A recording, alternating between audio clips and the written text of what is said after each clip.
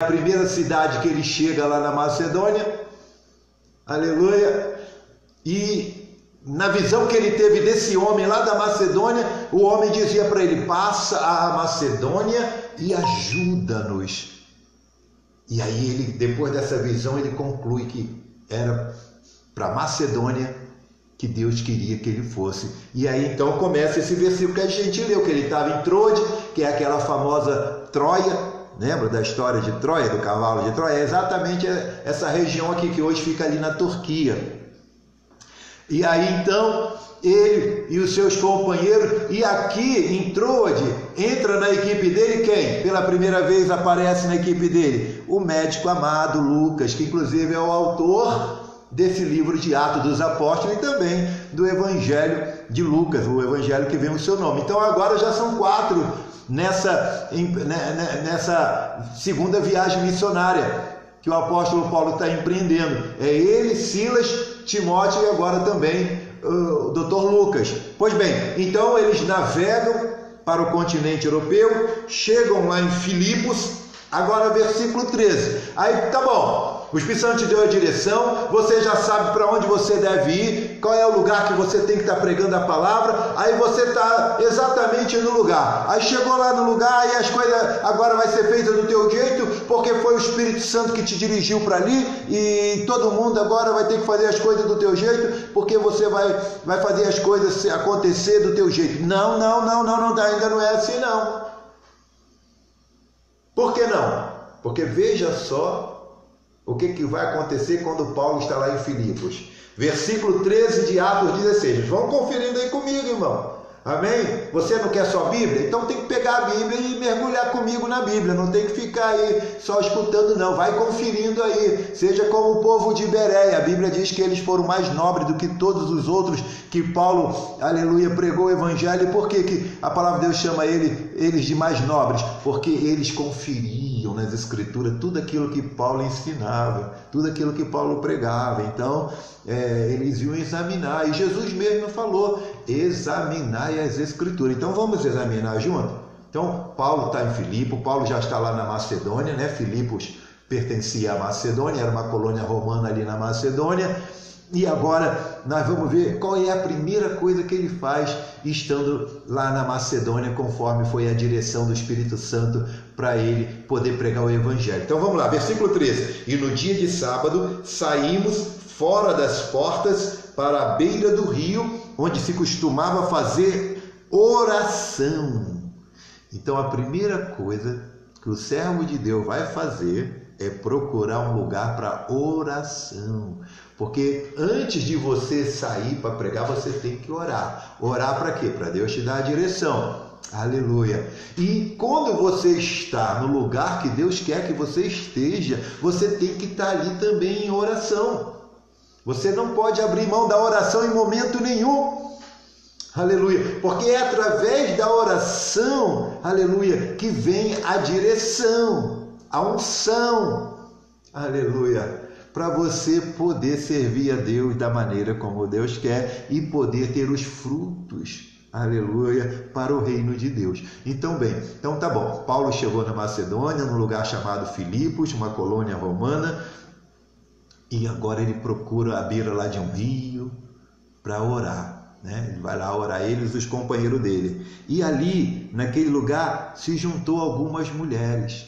E veja aí, versículo 14, e uma certa mulher chamada Lídia, vendedora de púrpura da cidade de Tiatira, que servia a Deus, nos ouvia, e o Senhor lhe abriu o coração para que estivesse atenta ao que Paulo dizia. Então veja bem, tudo é na direção de Deus, tudo é Deus quem faz, a gente não faz nada, a gente só é o instrumento. Aleluia! Louvado seja o nome do Senhor. Na nossa igreja tem uma bateria, não tem? Tem ou não tem? Está lá o instrumento. Mas se o tocador não sentar lá e pá, você vai ouvir alguma coisa? Vai sair alguma coisa dali?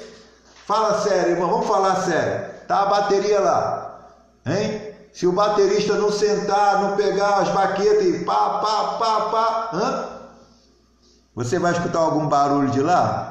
A não ser que Deus mande um anjo, né? Mas na obra de evangelização não é com anjo que Deus conta, é com você, é comigo, aleluia, é com os discípulos, aleluia, é com os evangelistas, é com os pregadores, aleluia. Quão formosos são os pés daqueles que anunciam as boas novas, que anunciam a paz, louvado seja o Senhor. Pois bem, aí eles foram para a beira do rio para orar, e aí Deus já começou a mandar o povo.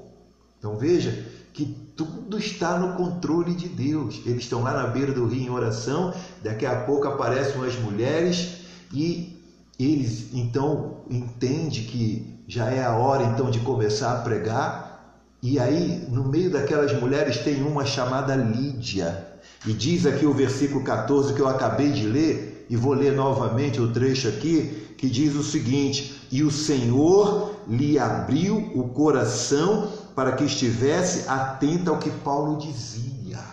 Então preste bem atenção, quando você prega a palavra de Deus, aleluia, aqueles que estão ouvindo atentamente, Deus trabalha, Deus vai trabalhando, você vai pregando, você é o instrumento, você é o porta-voz, você é o atalaia, o oráculo divino, você é o mensageiro de Deus, aleluia.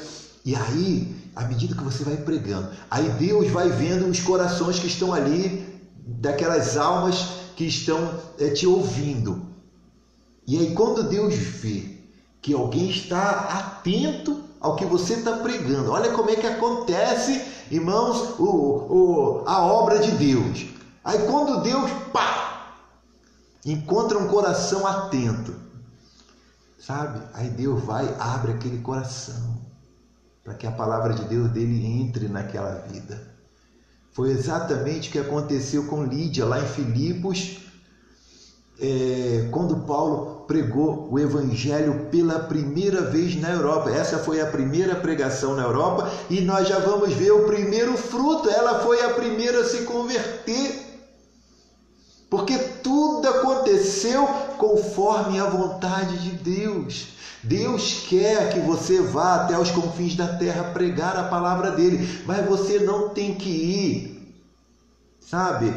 Porque você já tem a passagem, já tem o passaporte, porque você já tem o diploma de teologia. Não é. Tá, você precisa disso tudo, é claro, mas o que você precisa, além disso tudo, aleluia, é da direção do Espírito Santo. Porque o Espírito Santo sabe aonde estão as almas que já estão com o coração preparado para receber o Evangelho. Você não sabe disso, você sabe que você não sabe. Eu não sei, você não sabe. Deus sabe, porque Deus conhece cada coração do mundo todo. Aleluia! Então, quando Paulo começou a pregar para aquelas mulheres, Lídia começou a ouvir atentamente. E aí então, Deus viu que Lídia estava ali ouvindo atentamente a palavra dele. Aí o próprio Deus abriu o coração de Lídia. Aleluia, aleluia. E aí o que aconteceu? Ali mesmo naquele rio ela foi batizada. Já aceitou, já foi batizada. É assim a obra de Deus. E de pregar o Evangelho. Aquele que crê e for batizado será salvo. Então quem creu no Evangelho já batiza. Entenderam? Por isso que lá em Atos 2, quando Pedro pregou no dia de Pentecostes, cheio do Espírito Santo, o Evangelho pela primeira vez, o que aconteceu? Cerca de 3.000 almas se converteram e naquele mesmo dia já foram batizados. Então você que está me ouvindo, que já creu no Evangelho e não batizou nas águas, batiza. Esse é o processo. É sepultar o velho homem. Isso é um testemunho público de que você já morreu mesmo para o mundo. Você não é mais do mundo, você está no mundo, mas você não é do mundo, meu irmão, minha irmã. Se você creu de coração no Evangelho, agora é sepultar o velho homem lá nas águas do batismo. É assim o processo, amém? Do agir de Deus. E Lídia foi batizada, está aí no versículo de número 15. E depois disso ela convidou os servos de Deus para se hospedarem na casa dela. E aí Paulo e os companheiros deles ficaram ali na casa de Lídia e eles sempre saíam, né, para ir na beira daquele mesmo rio orar. Então vejam que quando começar a aparecer os frutos, você também não, você mesmo assim deve continuar a sua vida de oração. Ou seja, a oração é sem cessar na vida do crente. A oração é algo contínuo. Por quê? Porque é através da oração que você mantém, sabe, essa comunhão, essa união, essa ligação com o céu. Como é que o céu vai estar te dirigindo, vai estar te capacitando, vai te encher do poder? Como é que o céu vai poder te usar se você não tem ligação nenhuma com o céu? E o que me une ao céu? O que traz Deus para mim e me leva para Deus? É a oração. É a oração. Aleluia. Por isso que Jesus, no seu ministério, você sempre vai ler lá nos evangelhos, e retirou-se à parte, e subiu o monte, e foi para um lugar deserto, e foi ficar a sós. Para quê? Para falar com o Pai, para orar. Você sempre vai encontrar no decorrer do ministério do nosso Senhor e Salvador Jesus Cristo, ele se retirando, saindo do meio da multidão, deixando os discípulos meio à parte. Para quê? Para estar a sós com o Pai em oração. Aleluia. E ele deu esse ensino também para mim e para você. Ele disse: olha, quando for orar, entra no teu quarto, fecha a tua porta e ali em secreto você ora. Você ora. Não precisa ninguém estar vendo que você ora. Eu sou um homem de oração, eu sou uma mulher de oração. Sabe? Aí faz que nem o fariseu, fica plantado na esquina, e quando vê que alguém vem chegando, aí você levanta o braço e começa a orar para ser visto como um homem de oração. Não, não é assim, não é nada disso. Oração não é para ser visto, tá? Oração é para falar com o Pai. E você pode estar no teu quarto, trancado, sozinho lá, que Ele vai estar te ouvindo, vai estar te vendo e vai te recompensar. Em nome de Jesus. Pois bem, irmãos. Então Paulo, no versículo 16, agora aí, olha, né? 16. E aconteceu que, indo nós à oração, nos saiu ao encontro uma jovem que tinha um espírito de adivinhação, a qual, adivinhando, dava grande lucro aos seus senhores. Então veja bem, ele manteve o costume de estar sempre indo orar lá na beira daquele rio lá, onde Lídia foi salva e batizada. Aleluia. E aí o que aconteceu? Apareceu uma jovem no caminho, enquanto ele ia lá orar, que tinha um espírito de adivinhação. E aquela jovem era escravizada por alguns homens ali de Filipos, daquela colônia. E a prática dela de adivinhação dava muito lucro a esses homens.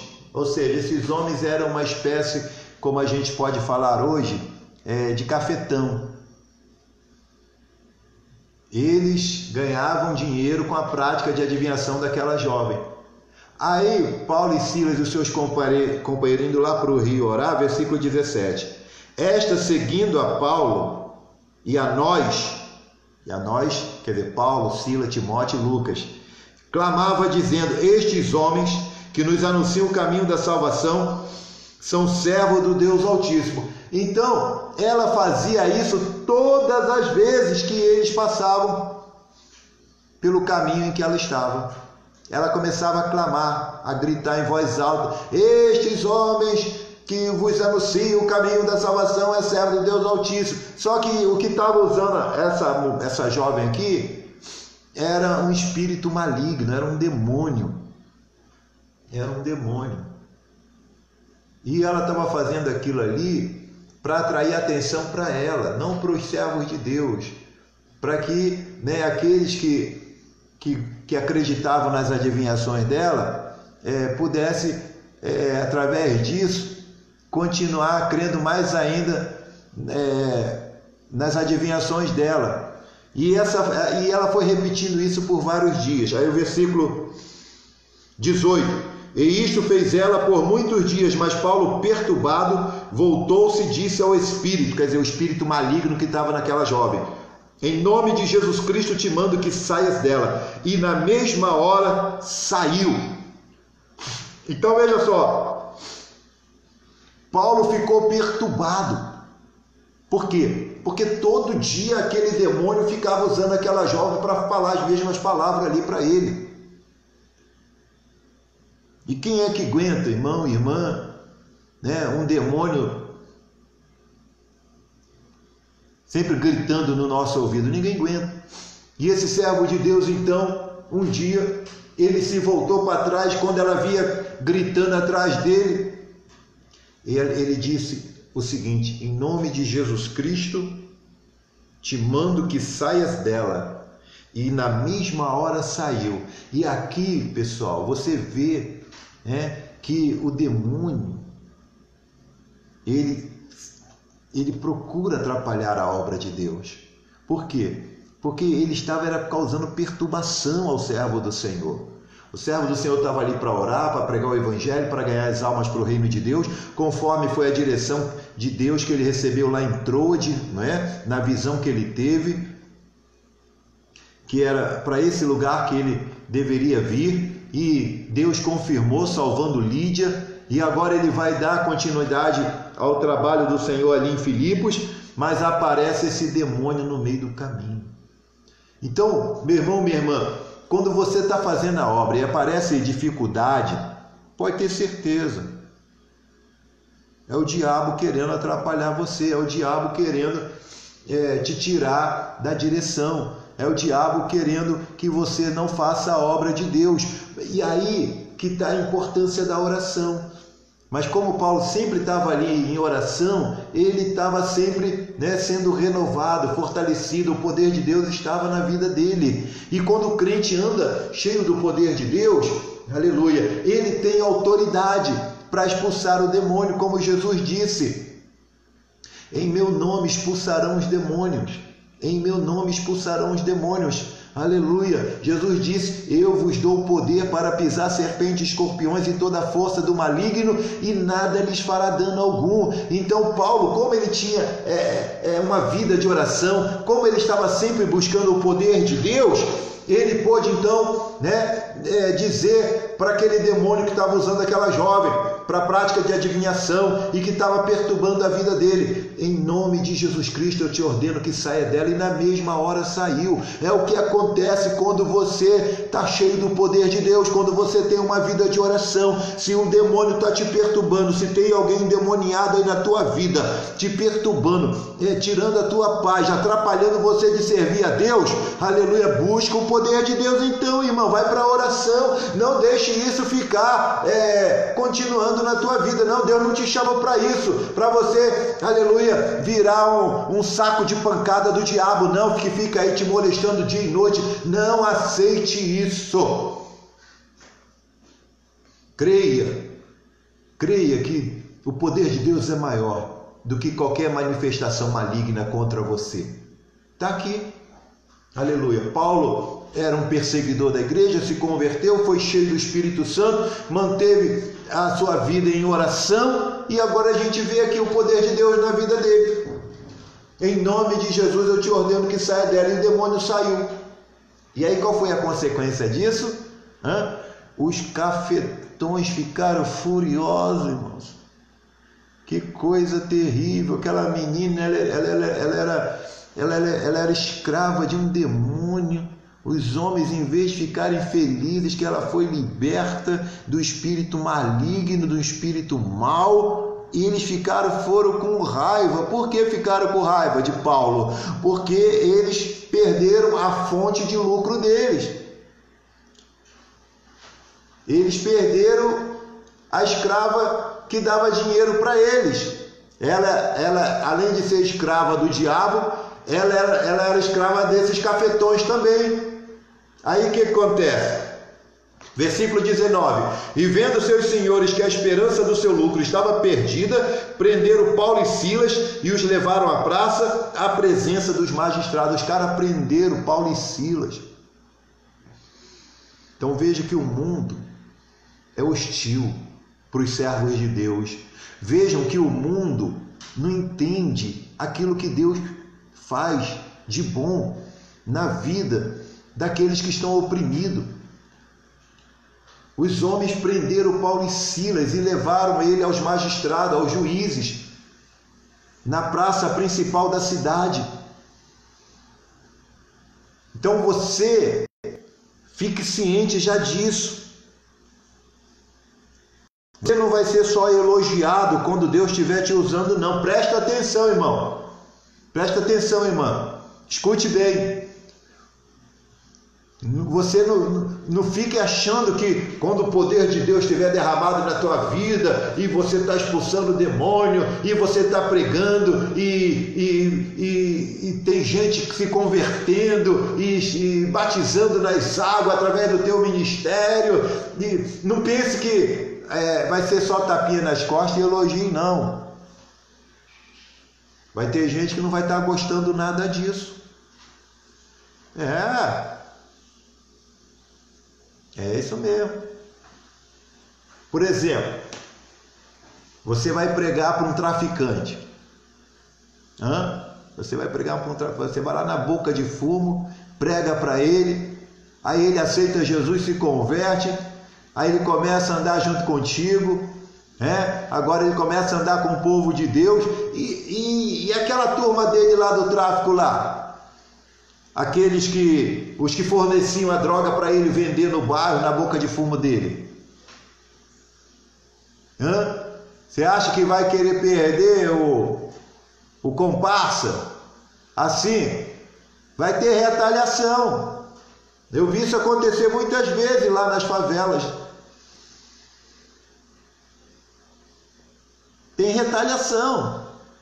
O diabo vai se levantar.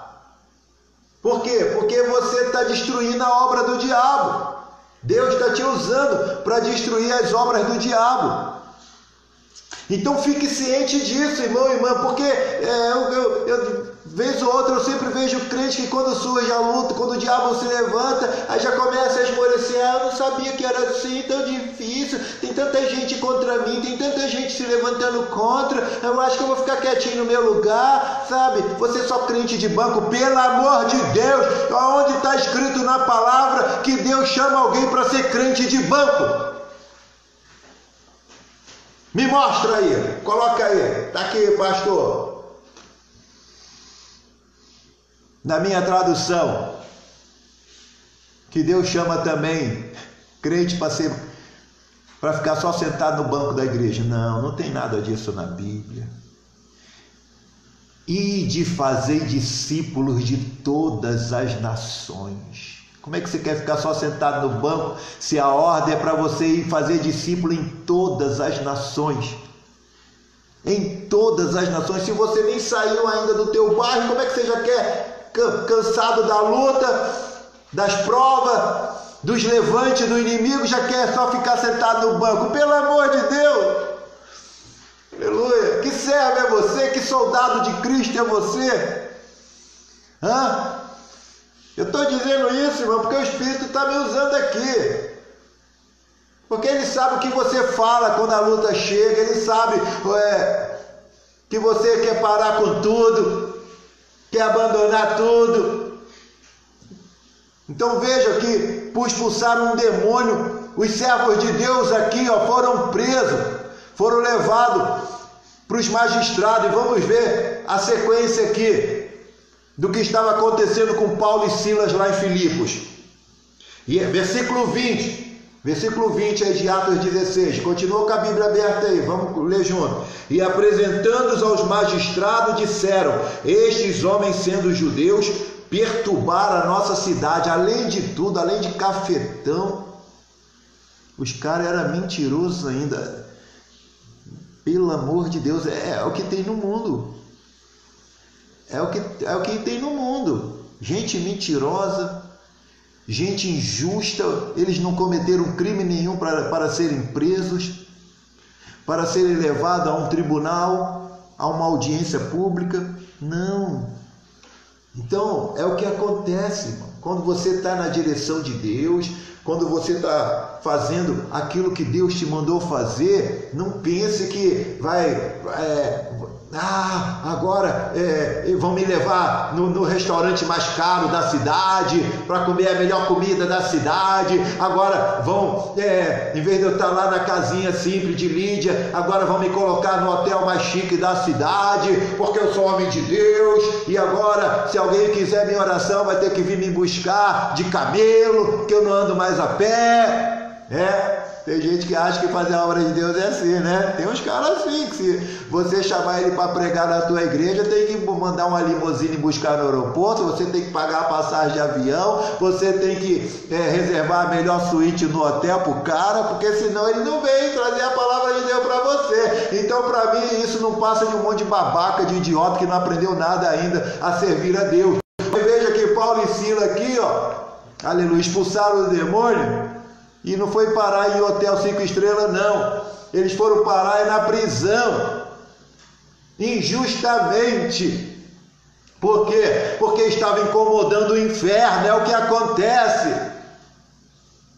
Como é que você vai incomodar o inferno? Se não sai da suíte mais cara do hotel, se não sai do restaurante mais chique da cidade, se só quer voar de executivo, não quer nem mais voar em classe econômica. Vamos parar de besteira, irmão. De graça a gente recebeu, de graça a gente tem que dar.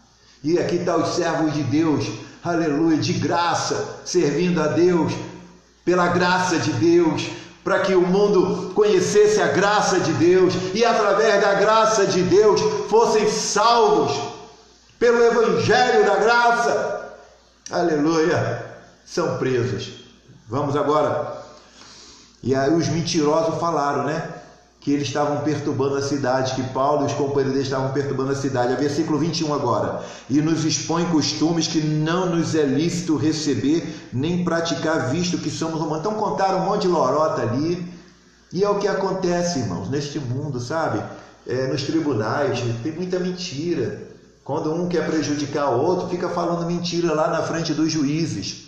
E para piorar, e quando os juízes são comparsa dos mentirosos, dos malfeitores, dos cafetões da vida. E quando o juiz está macomunado com os perversos da sociedade, aí é cadeia na certa. Por mais inocente que seja, por mais santo que você seja, você corre o risco de ir para a cadeia, porque é o que vai acontecer aqui com os servos de Deus. Os magistrados também eram perversos, eram diabólicos, como aqueles cafetões. Olha aí, versículo 22. E a multidão se levantou unânime contra eles, e os magistrados, rasgando-lhe as vestes, rasgaram as roupas de Paulo e Silas, deixaram eles nus no meio da praça, no meio da audiência, e mandaram açoitá-los com vara. Olha aí o que acontece quando você está na direção de Deus. Viu aí? Está sujeito a isso. Mas aí, pastor, então não vou fazer mais a obra, não. Então vai ler lá em Apocalipse, ficarão de fora os covardes. Porque a parte dos covardes é no lago de fogo, por isso vai ficar de fora do paraíso. Se você é covarde, então cai fora. Porque a obra de Deus é para quem tem coragem. Quando Golias estava lá desafiando o exército de Israel, todo mundo tremia, diz a palavra de Deus. Os joelhos deles batiam um no outro de tanto medo de Golias. Quando chegou o jovenzinho, Davizinho, lá, ouvindo as afrontas do Golias, falou, quem que é esse incircunciso para afrontar o exército do Deus vivo? Aí todo mundo, né, inclusive os irmãos dele, fica quieto aí, rapaz, fica quieto, ele é guerreiro, você não é nada. Falou, não, peraí, como que não sou nada? Quando apareceu um leão lá para devorar as ovelhas do meu pai, eu fui lá, rasguei o leão pela barba. Veio um urso também e eu matei o urso. E eu posso acabar com a afronta desse Golias aí agora mesmo.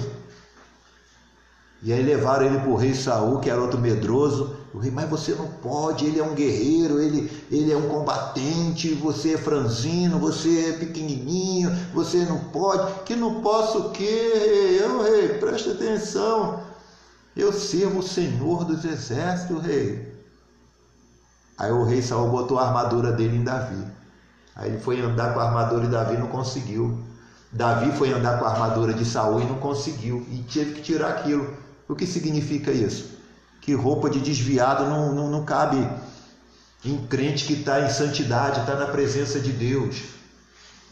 E Davi, cheio de coragem, pegou 5 pedrinhas e uma funda, correu na direção do gigante. O gigante veio com lança, com escudo, com espada, com capacete, com coraça, veio todo blindado, parecendo um tanque de guerra. Davi pegou a funda dele e das 5 pedrinhas só precisou de umazinha para acertar a testa do Golias e ele caiu por terra e acabou a graça, acabou a palhaçada. O gigante foi ao chão. E por que o gigante foi ao chão? Porque apareceu um ali com coragem. Com coragem. Então, a obra de Deus é para ser feita por quem tem coragem.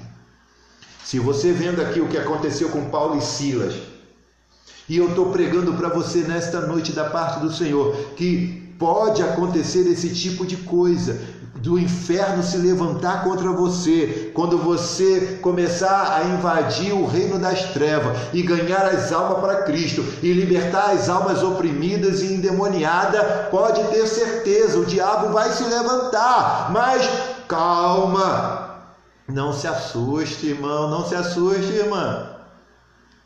A última palavra não é do inimigo, a última palavra não é do juiz, a última palavra não é daqueles que te perseguem. Não, calma. Se Deus está permitindo isso acontecer, saiba que Ele está no controle. Aqueles que Ele chama, Ele capacita. E aquele que Ele chama e capacita, Ele envia. E aqueles que o Senhor envia, Ele cuida, Ele guarda, Ele tem compromisso. Paulo estava ali fazendo tudo de acordo com a vontade de Deus. Aí foi preso, agora foi açoitado com vara, né? Porque os magistrados também não valiam nada, era da mesma laia daqueles cafetões, porque essa é a realidade do mundo, irmão. Às vezes tem crente, quando tem aí um probleminha, eu vou na justiça, achando que o juiz é aquele que vai resolver o seu problema. Tem juiz que é do diabo, está aqui, está na Bíblia. Não estou falando isso julgando mal os juízes, não.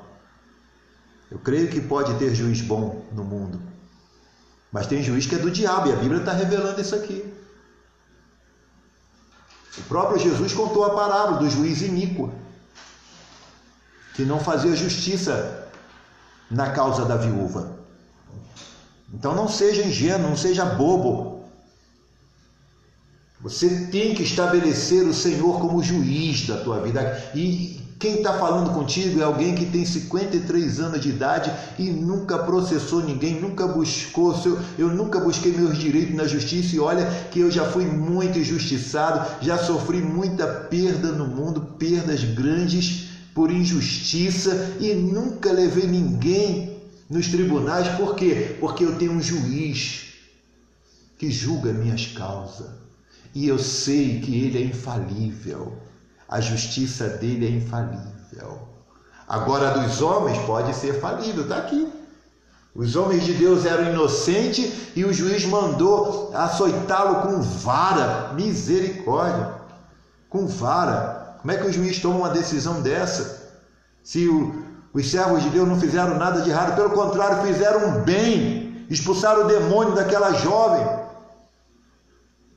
E a multidão ainda se levantou unânime contra eles, e os magistrados, rasgando-lhe as vestes, mandaram açoitá-lo com vara. Agora, versículo 23, vamos ver aí. E havendo-lhes dado muito açoite, quer dizer, apanharam muito Paulo e Silas. E havendo-lhes dado... Você já viu algum vídeo? Tem muito vídeo aí na internet aí de gente apanhando com um pedaço de pau. Você já viu? Eu já vi. É coisa horrível. Coisa horrível. Você está vendo um vídeo aí de uma garota que roubou não sei o que numa comunidade. E aí os traficantes da comunidade pegaram ela e cada um com um pedaço de pau deram uma surra nela e ela gritava. E não adiantava nada gritar. Coisa horrível, horrível, horrível. E agora os homens de Deus aqui inocentemente apanharam muito de vara, porque estavam fazendo a obra de Deus.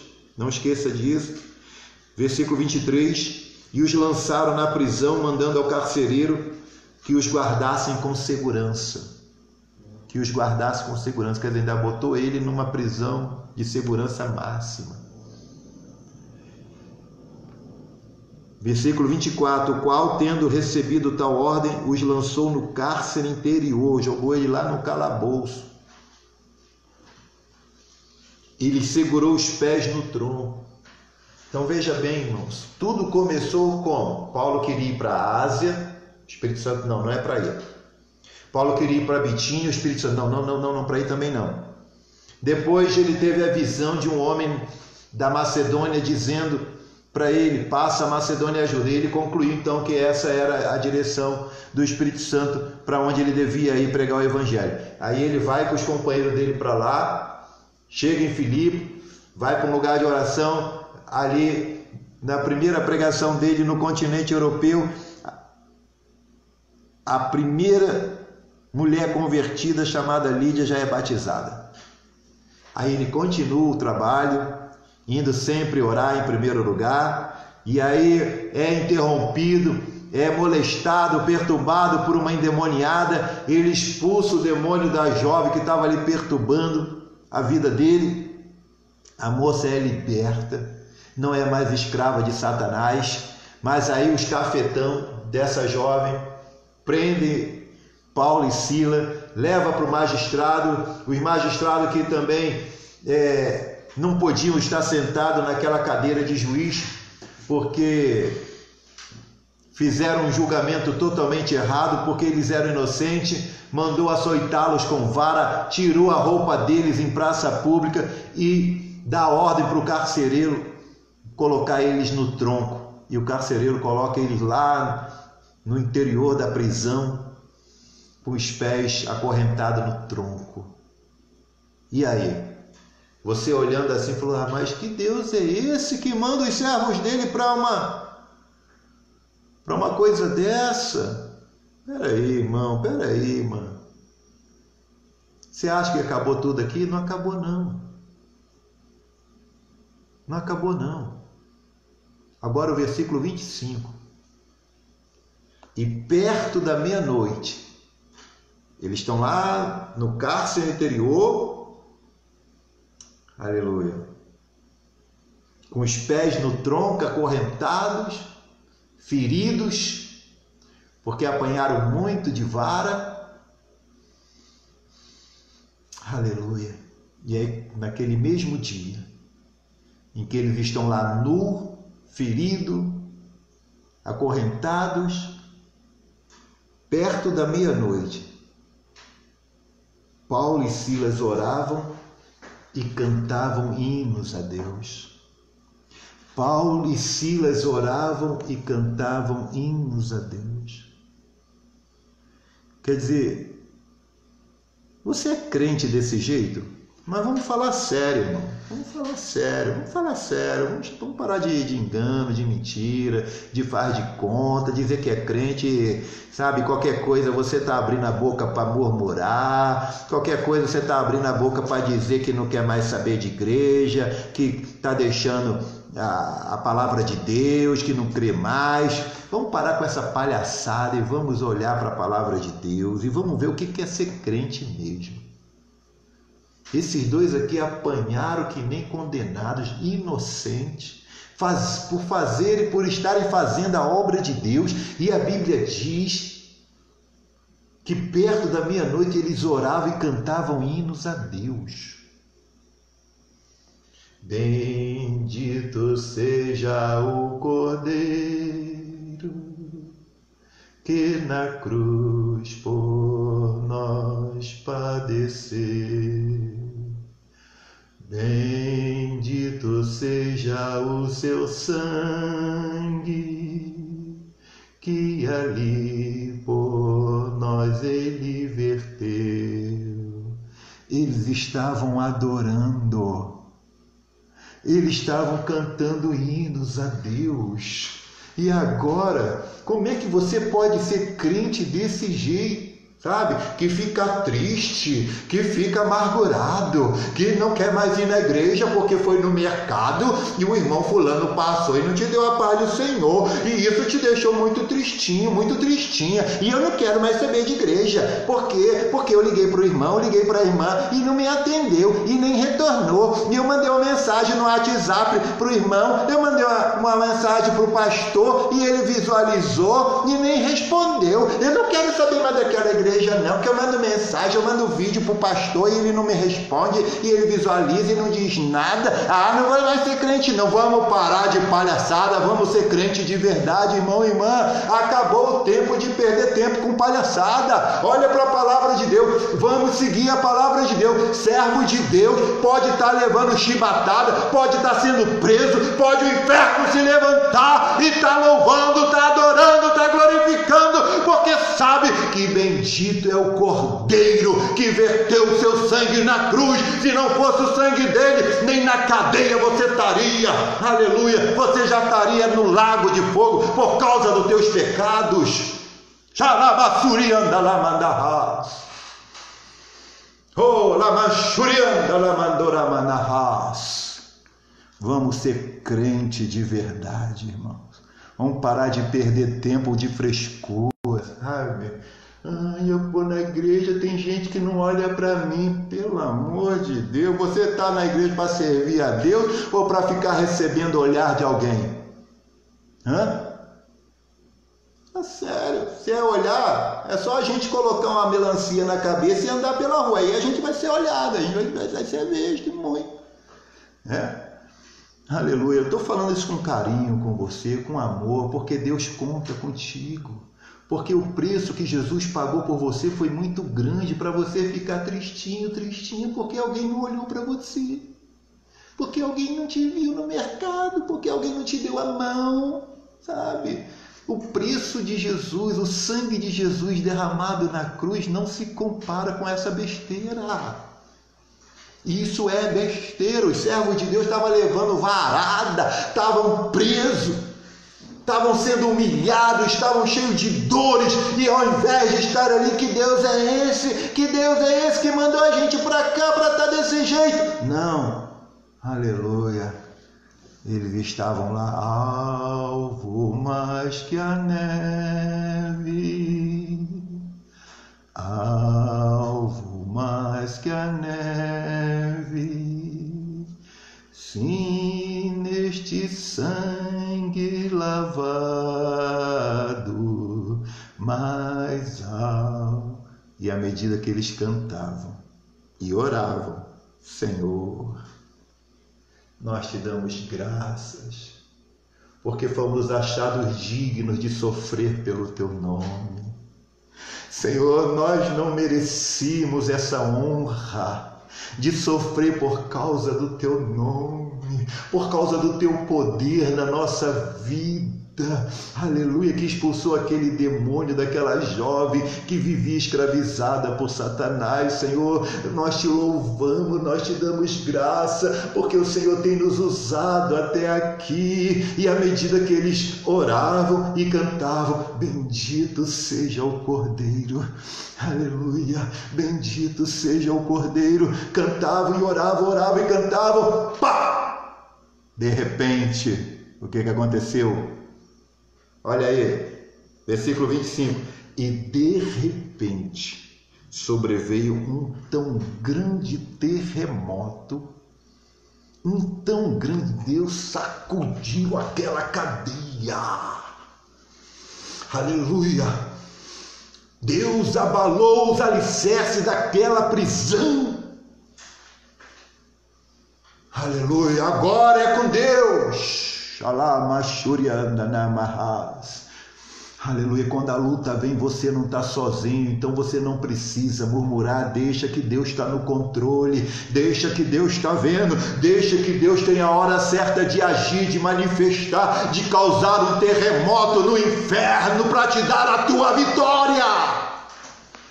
Ô glória, dá um glória aí se você crê nesse Deus que faz terra e céu tremer para te dar vitória.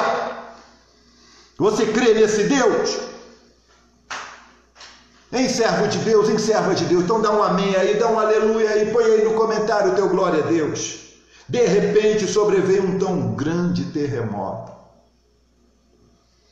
que os alicerces do cárcere se moveram. Aleluia. E logo se abriram todas as portas, não ficou uma porta fechada. Cadeia onde só tem gente injustiçada, abre as portas. Ele é o Deus que liberta os encarcerados, os injustiçados, os inocentes. Aleluia. Aleluia. Abriu todas as portas. Sabia que o juiz daquela cidade só botava gente inocente na cadeia. Abriu tudo. Aleluia. Porque Deus é maior do que o juiz. Aleluia. Deus é maior do que qualquer autoridade humana aqui na terra. Deus é maior do que qualquer prefeito, Deus é maior do que qualquer governador, Deus é maior do que qualquer presidente de nação, Deus é maior do que qualquer desembargador, juiz, ministro. Aleluia, aleluia. O que é a Suprema Corte? O que é o poder legislativo, o poder executivo, judiciário, diante do nosso Deus? Qual poder pode fazer frente ao poder do nosso Deus? Nenhum. Nenhum. Você está entendendo agora quando eu digo que para mim o meu juiz é o Senhor, não é nenhum homem aqui da terra. A minha confiança está nele, eu não temo o que me pode fazer o homem. Aleluia. Eu não preciso de homem julgando causa minha, porque eu tenho um juiz que é justo, que tem poder para libertar os encarcerados, que tem poder para fazer a justiça prevalecer nessa terra. E está aqui. Ele sacudiu aquela prisão e todas as portas daquela prisão foram abertas. Aleluia. E foram soltas as prisões de todos. Então, muito mais poderoso que qualquer juiz, do que qualquer guarda penitenciário, é o Senhor nosso Deus. A última palavra na vida de quem serve a Deus é do Senhor, não é do homem, não é de Satanás. Aleluia. E o carcereiro, quando viu que as portas estavam abertas, estava tudo escuro ali, quis se matar, porque ele ia ter que pagar mesmo com a vida dele, caso os presos tivessem fugido. Mas Paulo disse para ele: não te faças nenhum mal, que todos aqui estamos. Aleluia. Aí o carcereiro, tirando eles para fora, disse: senhores, que é necessário que eu faça para me salvar? Versículo 31. E eles disseram: crê no Senhor Jesus Cristo e serás salvo, tu e a tua casa. Crê no Senhor Jesus Cristo. Aleluia. E será salvo tu e a tua casa. Louvado seja o nome do Senhor. Você entendeu por que Deus permitiu tudo aquilo? Porque Deus queria salvar aquele carcereiro. E Deus não salvou só aquele carcereiro, não, salvou a família dele toda, os amigos dele. E logo já tinha ali em Filipos uma igreja. Você já leu a carta aos Filipenses? É resultado disso aqui. É o resultado disso aqui. Aqui começou a igreja de Cristo lá em Filipos, na Macedônia. Lê lá a carta aos Filipenses. Aleluia, é a carta mais alegre de Paulo. Regozijai-vos no Senhor. Outra vez digo, regozijai-vos. Não tem outro lugar no Novo Testamento que Paulo fala tanto de alegria como na sua epístola aos Filipenses. A carta que ele enviou para a igreja aqui em Filipos. E aqui começa a igreja. Aleluia, todo aquele levante foi porque Deus queria salvar este carcereiro. E uma alma para o nosso Deus vale mais do que o mundo inteiro. Então, quando o inferno está se levantando, quando você está sendo perseguido, quando vem luta, aleluia, quando estão cometendo injustiças contra você, saiba de uma coisa, você não está sozinho, o Senhor não te desamparou, Ele está vendo, Ele está no controle, e na hora certa, Ele vai mandar o terremoto, Ele vai entrar em ação, Ele vai colocar as coisas no lugar, e aí você então vai entender o porquê que Deus permitiu tais coisas na tua vida. E quando você vê que, aleluia, a glória que Deus vai manifestar depois da luta, a vitória que você vai desfrutar depois da luta, você vai dizer então, aleluia, olhando para o céu, Senhor, Tu és maravilhoso.